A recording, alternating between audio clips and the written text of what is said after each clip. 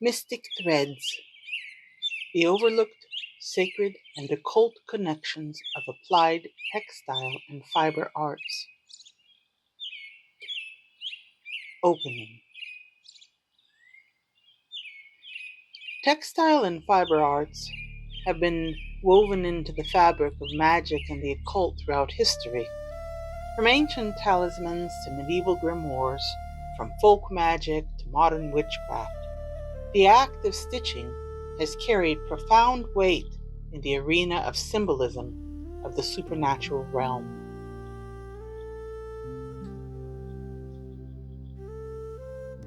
Part 1. Symbolism and Magic in Textile Creations. The commonality that crafts such as sewing and weaving share with magic is that of the act of creation, manifestation, and transformation, as well as binding and boundaries. The needle pierces, the thread binds, and the fabric is metamorphosed into something that never was before. Very much like the alchemical process and thought of days long past, this central concept of turning base, raw material into an elevated form mirrors many a mystical tradition.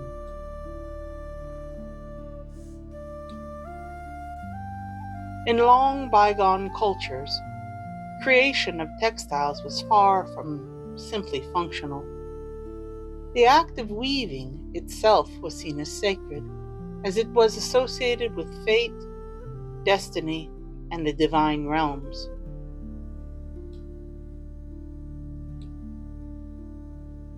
Consider for a moment the Morai, the Greek fates, who measured, cut, and spun the very threads of life. It is this very symbolism which carried over into magical practices where textiles became the vessel which holds spirit and intention. The stitched charm could bind a spell and protect against evil, as well as channel numinous energies and forces.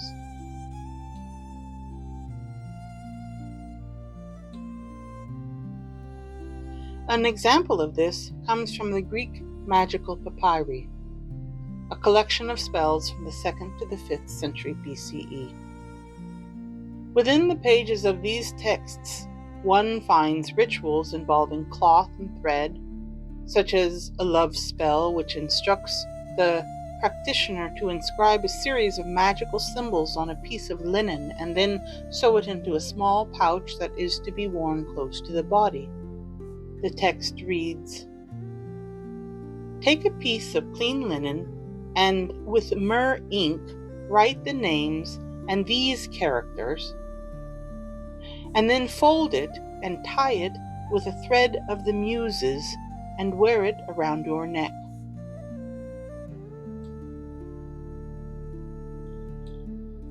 Another set of directions for creating a vessel of divination from the Leiden Papyrus states, "An amulet to be bound to the body of him who has the vessel, to cause it to work magic quickly.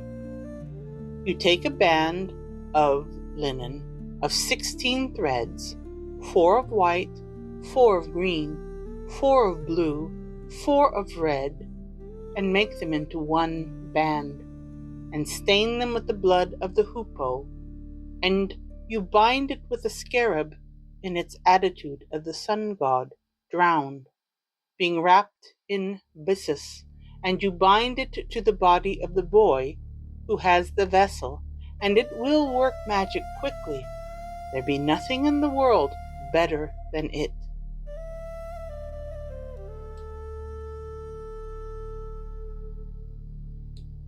Part 2.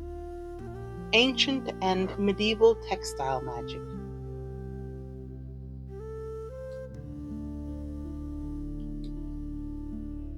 In ancient Egypt, textiles played an important role in funerary magic. Linen was considered to be sacred and was associated with the goddess Isis, who was, on many occasions, portrayed as a weaver of life and magic. Commonly, amulets were wrapped in linen and placed on mummies in order to ensure a safe passage into the next world. The Egyptian Book of the Dead includes spells that mention linen wrappings as protective barriers against malevolent forces. One such spell states, "My body is wrapped in pure linen, guarded by the words of Isis, that no demon may approach." Much later, during the Middle Ages, the 10th century Picatrix describes creating talismans by sewing specific symbols, together with herbs, into cloth in conjunction with particular planetary alignments. It states, "Take a piece of white silk and sew into it the image of Venus with a needle of gold under the hour of Venus to draw love and favor." In medieval Europe, folk magic often involves sewing magic charms, particularly a woman's art. The seamstress would stitch runic symbols or religious symbols into the clothing in order to ward off any and all forms of evil, as well as to safeguard during childbirth. Much of this activity was frowned upon during this era, so much so the infamous Malleus Maleficarum of 1487 warned women against superstitious needlework, stating, "Women who sew charms into garments, believing they can alter fate or health, do so under the influence of demons."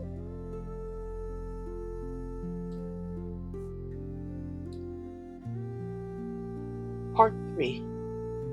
Sewing in early modern folk magic.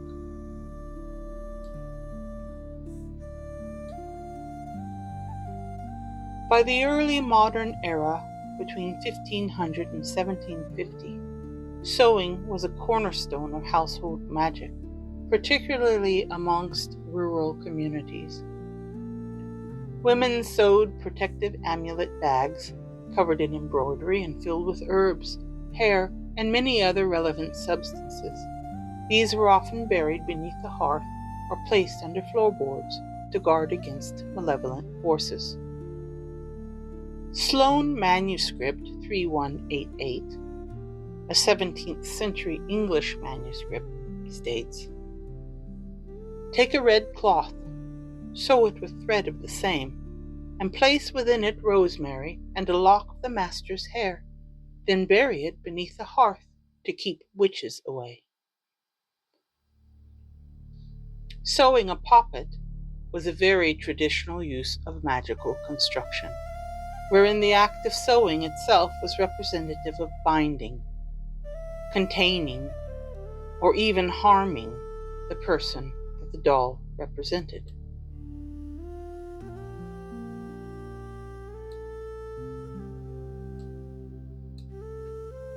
This type of sympathetic magical practice became a bone of contention between religious institutions and the common laity. It was only a matter of time before the simple seamstress became the subject of allegations. As described in the wonderful discovery of witches in the county of Lancaster during the Pindle witch trials of 1612, a witness claimed a woman had sewn a poppet doll in order to lay a curse upon her neighbor.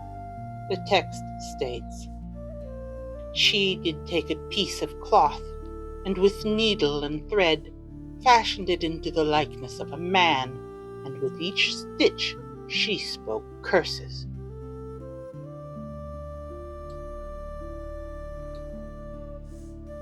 Part 4.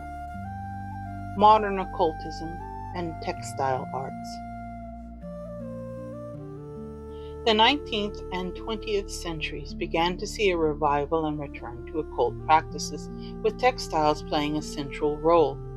The Order of the Golden Dawn used richly embroidered robes and sashes in order to signify rank, as well as to imbue and channel transcendental energies.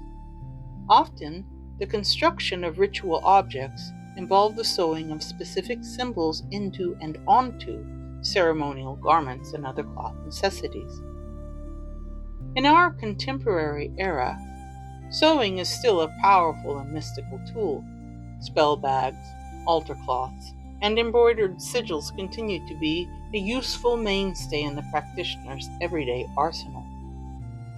According to K.C. Alexander, in his book Occult Needlecraft, he states, "Each stitch is a spell, each knot a ward.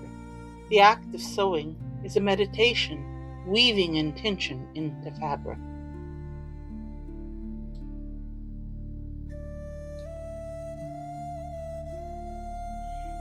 Textiles continue to play a vital role in a variety of ongoing traditions. For instance, practitioners who work arts such as spinning or weaving into their work may apply certain meanings to different colored threads and speak words of power and intention into them whilst moving them in a particular direction, such as sunwise Diosil for a particular outcome, or widdershins counterclockwise for yet another effect. Some practitioners favor humming while spinning the whorl in order to infuse it, and of communing with spirits familiar to them, and then later working these threads into garments used in everyday life. Others who practice weaving arts consider every loop to be an active invocation, working each thread in union with the others to form harmonious interlocked web-like strands tugging at the edges of fate. These artisans believe that by stitching, sewing, weaving, or embroidering personal symbolism into a garment or a piece of fabric to be worn, a story-filled talisman is created, infused with myth and spirit.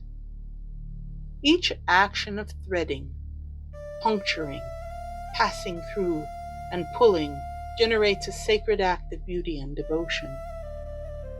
Many artists choose to make their talismanic works hidden and intimate by adding symbols in the lining or the hems or inside of a pocket, or by considering locations such as the heart or the back of the neck for strategic protection.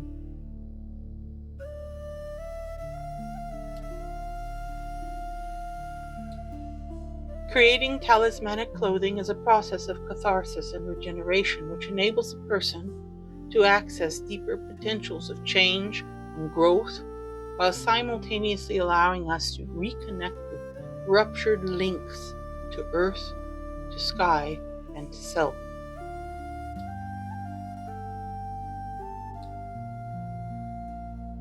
Stitch by stitch, every creative act is turned into a ritual. Through cleansing and preparation and auspicious timing, many artisans choose to consecrate artistic tools in similar ways to ceremonial practitioners.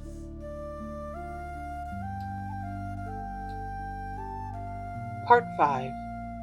The Power of Intention.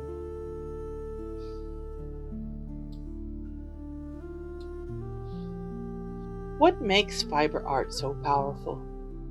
It's the intention behind every stitch. Weaving, sewing, spinning, needlecraft, knotting, and embroidery have all been the mundane task of generations of women since the earliest of times. But peel back the layers, and you'll realize that these seemingly innocuous tasks have held and do hold great power.